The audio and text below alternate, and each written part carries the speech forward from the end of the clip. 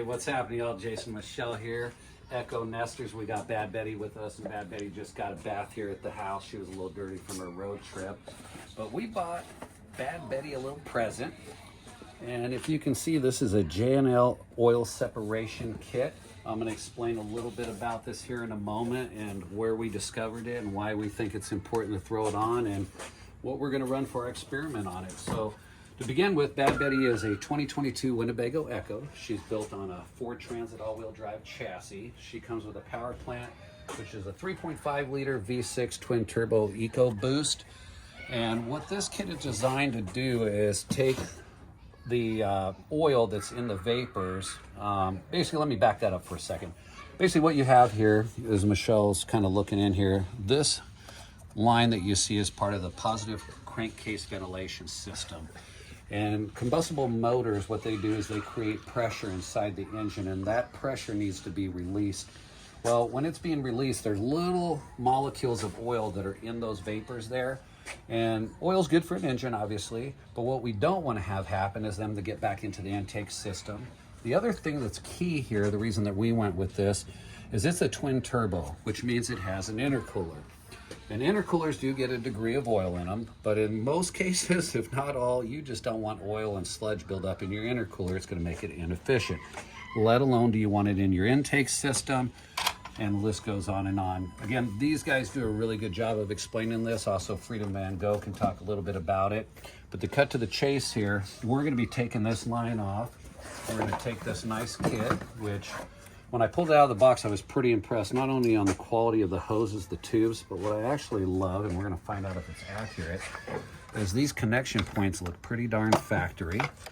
They also include a pretty straightforward bracket, and it's got a couple screws, and I'm assuming the screws are for here, at least part of them. And from what the instructions say, this bracket's going to mount here to a factory mounting location, and this thing's supposed to go pretty straightforward and smooth. What I also like is they tell you specifically which tools you're going to need. In this case, it's a T30 Torx Phillips screwdriver. And so we're going to see what happens here. So let's take a look. I think first thing we're going to do is start by removing the original line right here. So there we go. We just press on. Sorry, my hands are a little fat. Press on that. We lift here as well. We separate. This is the old line. Just in case we don't know what's going to happen, we're going to set it there, not throw it away quite yet. And the next part of the instructions talk about mounting this bracket. And in theory, right down in here, I'm going to have to grab my glasses. At this point of the night and day, my eyes are a bit tired. And just so I don't lose them right there. There we go. It looks like a T30 right there. Let's go ahead and loosen that up. All right, lefty loosey, righty tighty, right? Now, I don't know how long that screw is, so we're gonna keep our eye on it real quick. Try to speed this up for y'all. There we go. That thing's just about loose. So take it out. And what they say, sorry about the dog barking in the background. This is our neighborhood. We're doing this right in our driveway. Why not? The idea is these type of mods should be straightforward and simple, so we can all do them. All right, so we have the bracket here. And what we're supposed to do is take that original T30 screw, put it right back into its place, right here. And we're gonna start just hand tightening that so we don't strip any screws. Oh, that's going in nice. Go ahead and use this here to get us started. I always keep my finger there and just use it as a guide till I get the ratchet. It kind of keeps things nice. And in theory, this is supposed to be pretty much level. I'm not sure that it makes a big key difference because it's just going to host the catch can. And we'll tighten that back down. I'm just going to snug it. I'm not going to try to over torque anything. Torque specs to that.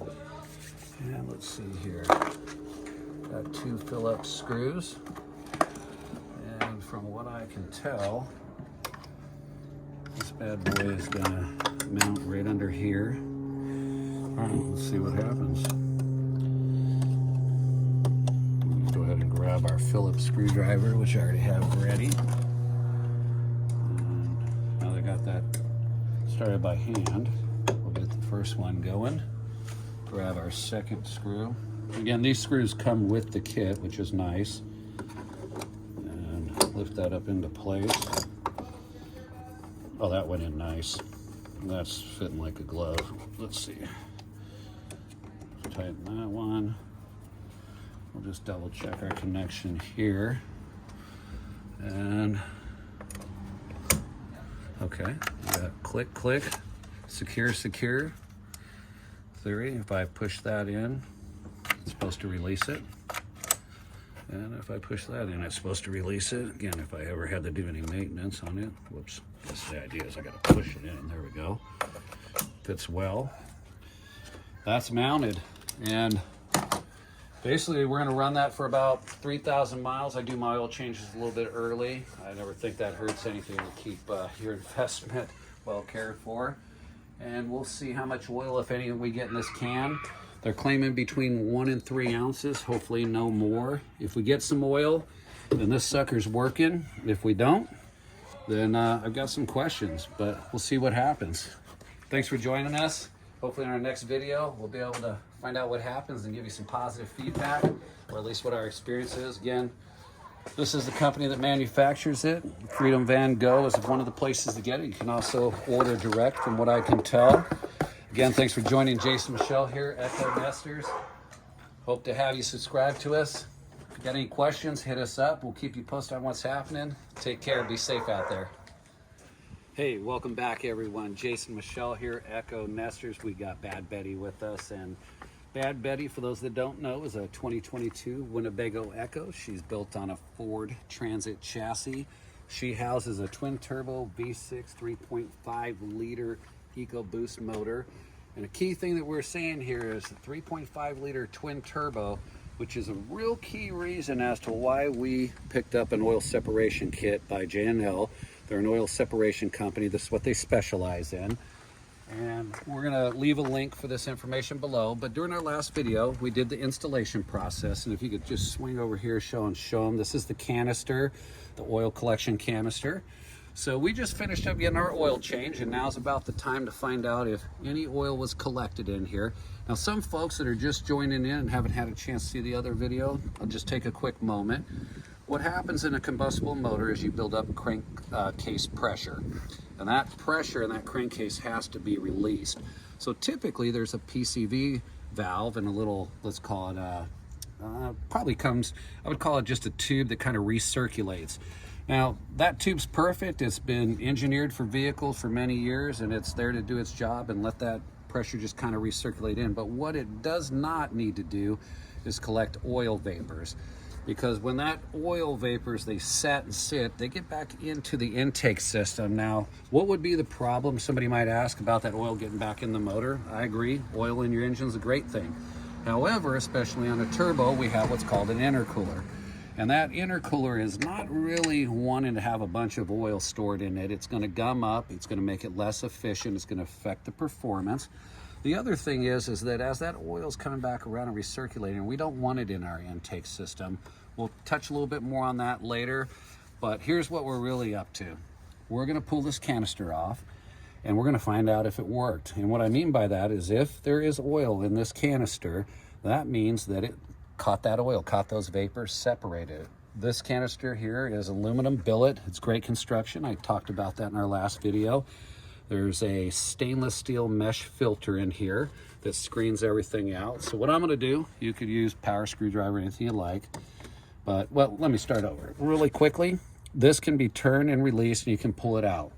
However, if you step back here just a moment, what I'm gonna do a little bit differently, factory style quick disconnects. Again, this is all J&L tubing and hosing here.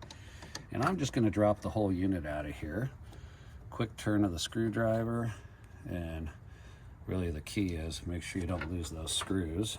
And next one, show you how easy this is. So we're about at the point we released the screw. There we go. Take that out, and Again, I'm kind of releasing this entire thing so that we can all look at this together. I'll go ahead and pull that out. I can already hear some oil in there. I think this holds about 3 ounces. We'll see what's in there. I can already smell oil. If we had smell-o-vision. Oh yeah, there's oil in there. Take a look at that. It worked. Good job.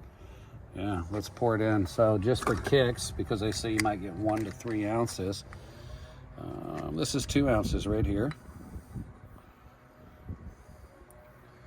Let's say that's almost 2 ounces of oil it collected between our oil changes, which means it did its job.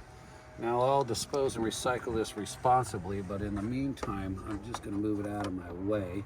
Now just to show you really quickly, based on how I took this apart, how quick and easy it is to put back in, which again, you're just gonna hand thread this back on and just get her lined up, thread it back on. And we've already got our bracket installed from our last installation procedure. We'll slip this back down into here. Really simple, quick connects right there. They're secure. Grab my screwdriver and just kind of pull up to this screw here. Oops. Take my finger, sorry about that. And the first thing that I would suggest is doing these just hand tight. And the reason is it's going to keep from stripping them out, especially if you were going to be using a power screwdriver. But basically, once you get that screw in there and you line her back up, she just tightens right into place. I'm gonna leave that one just a little bit loose for now. Take our second screw, get it put in here.